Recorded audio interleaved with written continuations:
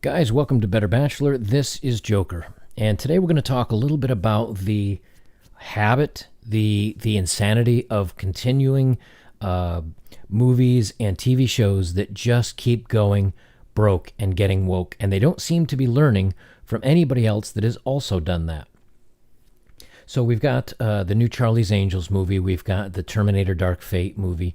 The latest and the last in the X-Men series, Dark Phoenix, I think it was. That one didn't do very well. And these movies continually push the narrative of the getting woke. And of course, all of them fail. And as I was reading through all these stories, I kind of started thinking they keep, if you look at what the producer said, especially on this Charlie's Angels one here, she said, director Elizabeth Banks defends reboots and blames men for Charlie's Angels flopping with an $8.6 million domestically on a $50 million budget. And she complains you had 37 Spider-Man movies. It reinforces the stereotype in Hollywood that men don't go see women do action movies. And so she's blaming us, right? Well, if you think about it, as a guy, when I'm looking at different news articles, when I read about different stories on the web, when I see TV shows, when you look at a Gillette commercial that calls men toxic, all we get fed over and over and over again is toxic masculinity, toxic masculinity, toxic masculinity. It's forced down our throats. And at the end of the day, when it's now time to go see a movie, and these are advertised as a feminist, empowering woman movie, do you think me or anyone is going to force up between $12 and $15 just for you alone, not including popcorn and food and everything else? Do you think they're going to pay $15 to go in and get more of the rubbing it in our faces about feminism, right? You can't get away from it in media today as it is. And now they're saying, hey, look, we have a script. It's about feminism. You should watch it. No, you should watch it. You have to watch it. Watch it. Come on. Do you really think people are going to pay money for that crap? So they keep jamming it down our throats. And I said, okay, that's one thing. But then they complain about women that men not wanting to go see women in action movies. I made a list for you. And I'm going to read this off, but I also want you to think about what's common in all of these things, okay? And I'll share at the end. You ever seen the movie Alien or Aliens 2? Any of the Alien franchises? They're one of my favorite movies of all time, right? Ripley, played by Sigourney Weaver. Okay, awesome horror movie. Halloween with Jamie Lee Curtis. Great horror movies. They're very strong female leads. Wonder Woman, the most recent Wonder Woman with Gal Gadot, right? That was a great movie. The Hunger Games. I forget the actress's name in that. Kill Bill, right? La Femme Nikita. Mad Max with Fury Road. Terminator 2. Lucy, and also Under Her Skin by... I forget her name too. You can tell how good I am remembering names. Haywire, Resident Evil, Underworld. All these movies had really strong female leads. But there's also something else that's really important about them. None of those movies were ever done by men and remade into woman or into a female lead for a story or a feminist push, right?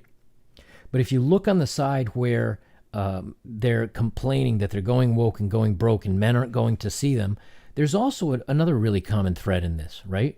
Let's look at this. On the CW network, Batwoman and Supergirl are both doing really bad, but the Arrow is doing really well. Okay, the Arrow is a male character in the comic books being played by a man on the CW.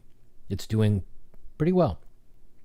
Batwoman was originally Batman, but it's been changed for the female narrative. Supergirl was, yes, originally Superman, and then Supergirl came out in the comics, and I think it's his cousin. But, you know, that still, it's a girl taking part in what was originally a male's role. Charlie's Angels, that was three women reporting to a guy named Bosley. And the three women, that was always their role. Yes, that's great. But now Bosley is replaced by a woman in this newest one. And also, the acting is really flat. And they push a very feminine narrative. Okay? Terminator Dark Fate, this replaced John Connor. Let me see if I can pull this up here real quick. This replaced John Connor right here. Natalie Reyes, who played Danny Ramos in the movie, praised the cast diversity while being interviewed by Entertainment Weekly. The savior of the world from the previous movies, a white child by the name of John Connor, was replaced with a Latina female in this new edition.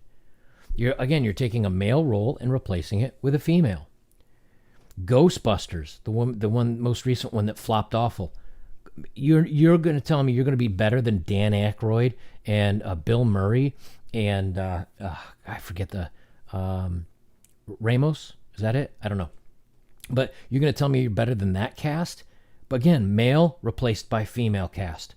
Star Wars The Last Jedi, the problem with that one, and that one kind of flopped pretty bad too, is you've got Rey, who all of a sudden knows how to do everything that Luke used to know how to do, except she's never taken any teachings from a Yoda or anybody else. She just can somehow magically fight with a lightsaber like a badass and use her force powers, and extremely powerful with no one teaching her.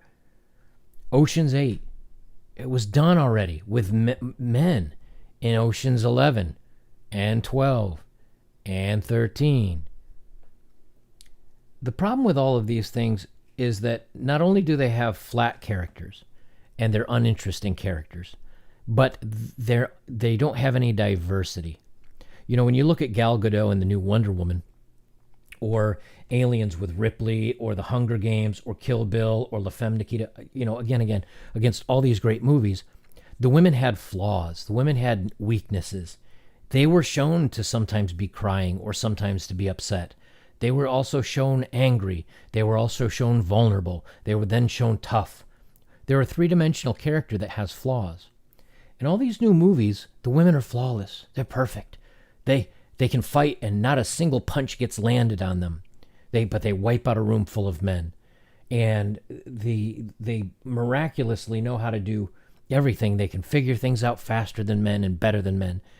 And of course, then there's this thick, feminist movement behind it. All of those things just reek of an agenda. And people can sense that. People can tell. The new Bond movie that's coming out. Let me see if I have that graphic pulled up here. The new Bond movie that's coming out. Bond number is up. Black female actor is the new 007. Now, she's not going to be named Bond, but she's taking over the number 007. Why? Why can't she be in a movie with James Bond 007 and she's the new 006, the 002, whatever? Why do you have to replace a guy's role with a female and then tell men to be happy about it, and we're going to push a feminine agenda on top of it, and we're going to charge you $15 on top of that? Do you really think guys are interested in that?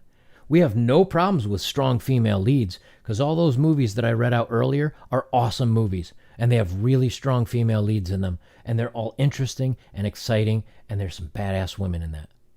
But the other ones that I read off are all male roles replaced by women. You're trying to rewrite the story, and you're trying to then push an agenda that women are just as good or better or whatever. We're not interested in that, and we're not going to pay you money to go on top of that. So I think the new Bond is at least they're not giving her the name Bond, but maybe that's because she's a female and they can't name her James Bond. I don't know. But taking his number and overwriting yet another male lead, come on, why are we doing this?